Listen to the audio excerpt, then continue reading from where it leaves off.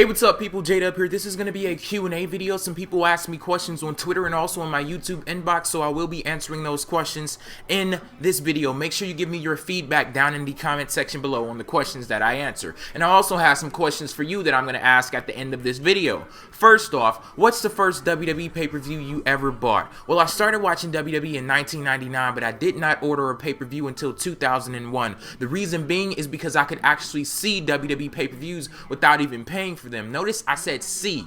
The issue was I couldn't actually hear the pay-per-views. Back then I had Comcast basic cable and the pay-per-view channel was channel 20, so I would turn to channel 20 when WWE pay-per-views came on, and like I said, I could see the picture but I couldn't hear the sound. And the funny thing about the picture is that it was black, purple, orange, all like distorted and things, but you could still kind of like sort of make out, you know, faces and the people that were on the screen. Like, that's how much of a WWE fan I was. I didn't have the money back then to purchase the pay-per-views, but I would still sit there in front of a weird looking ass picture just to watch the shows. And that's actually how I saw Stone Cold get ran over by a car at Survivor Series 1999. But to answer your question, the first WWE pay-per-view I ever bought was No Way Out 2001, and that pay-per-view coincidentally has my most favorite match of all time on that card. What match is that, you may ask?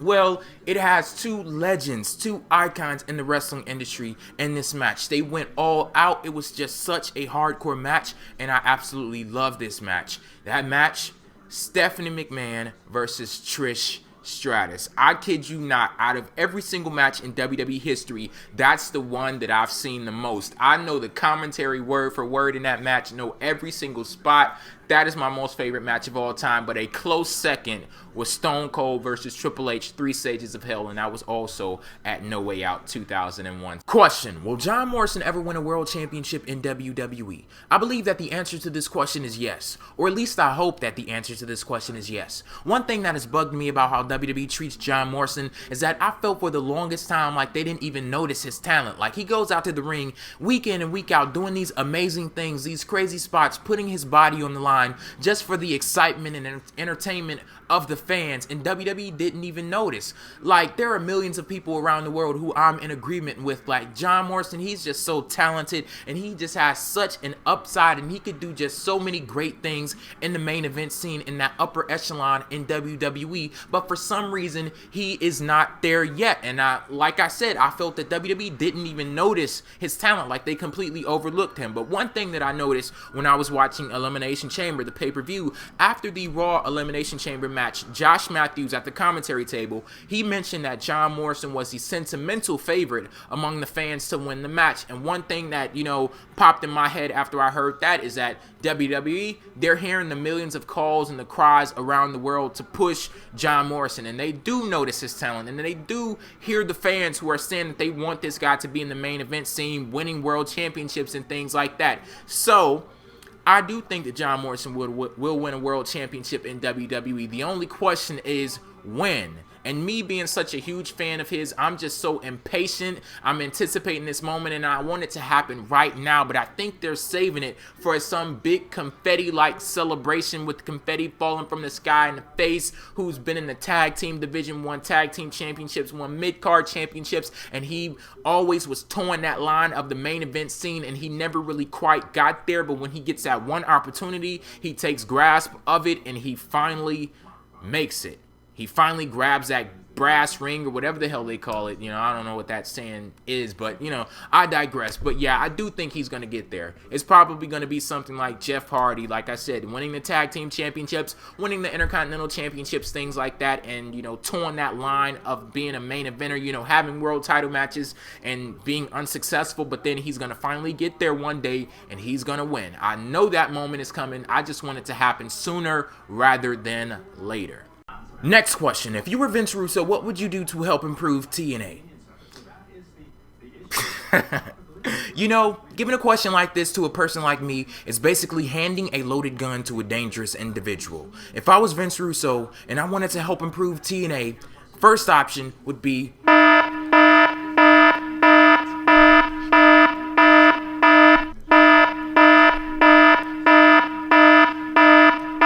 or if those those options aren't too viable, if I was Vince Russo and I wanted to help improve TNA, I would leave.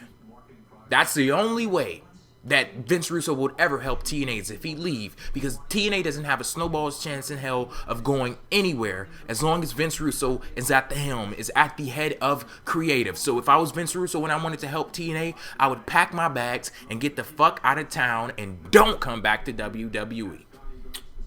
Speaking of TNA, tons of people have been asking me what are my thoughts on 3-3-11 and also Sting coming back to win the TNA World Championship from Jeff Hardy. I haven't watched TNA in 8 months on TV, but I guess I do know enough about the current product to give my opinion on these two matters. So let's start off with 3-3-11. This was such a cheap-ass, blatant, and unabashed thrift store knockoff of 2/21/11 from WWE and The Undertaker's return. Like, it was so blatant and obvious that it was a knockoff, and if you're gonna rip off WWE, at least don't be fucking cheap about it. You can notice the cheap-ass font and the cheap-ass set, and you know, like, come on now. Don't copy somebody and then don't even do it justice. Like, that shit looks so horrible. But then, you know, the TNA fans, they're defending it. The marks, they're saying, oh, well, they weren't copying WWE. They weren't trying to knock off WWE. They were trying to make a mockery, a parody of WWE. Since when has TNA been in a position to make a mockery of WWE? So all of you TNA marks that were talking, oh, they're not copying them, they're making a mockery of them. Answer that question. When has TNA ever been in a position to make a mockery of WWE? You want to talk about making a mockery? Let's look at some facts. Last year, TNA tried to start a quote-unquote war with WWE, going head-to-head versus them on Monday nights. And guess what? WWE ended up driving one of their episodes of Impact to a 0.5 rating. 0.5. Old-ass black and white 1960s reruns of Andy Griffith on TV Land get better ratings than 0.5. And TNA ended up getting a 0.5 when they tried to go head-to-head with WWE. But TNA is in a position to make a mockery of WWE. Are you serious? And let's also look at some more facts. Jeff Jarrett ended up leaving WWE after he got his ass whooped by a woman. The owner of your company, the founder of your company, got his ass whooped by a woman in WWE. But you're in a position to make a mockery of them. Get the fuck out of here. And you mean to tell me that TNA had the world title on Jeff Hardy for only 11 days before they put the title on Sting, who hadn't even been seen in the company for months? So he comes back after being off of camera for months and beats a champion who only had the title for 11 days. And you may ask, well, why did TNA do something like this? Basically, they're just trying to say, aha, WWE, we got Sting, and you didn't. Aha, we got him. So what type of fucking sense does that make, though? WWE, they show a video of a guy with the black trench coat and black boots, and that's enough for you to alter the entire booking strategy of your company. That's enough for you to take the world championship off of Jeff Hardy and put it on Sting. As far as I'm concerned, you're not making a mockery of WWE, you're making a mockery of yourself, because you're just trying to gain points in a war versus Vince that you will never win. What I call TNA and this little maneuvering and stupid shit like this, it's a treadmill chase down, because no matter how fast you run, you don't end up going anywhere at the end of the day. And that's simply it. And let's not even get on the subject of them taking the championship off of Jeff Hardy after only 11 days. And people are saying, oh, well, they had to take the championship off of him because he had legal issues. As you know, as far as I'm concerned, he had those legal issues. No, this is a fucking fact. He had those legal issues before he even came to TNA. He got arrested in September of 2009. He ended up appearing in TNA January of 2010. So if they were concerned about his legal issues, why the fuck would they even give him the championship the first time? Then they ended up giving him championship the second time, and he only had it for 11 days. Stupid shit that TNA does. Like, I was thinking about starting back watching TNA, but stupid shit like this, it just gets on my nerves.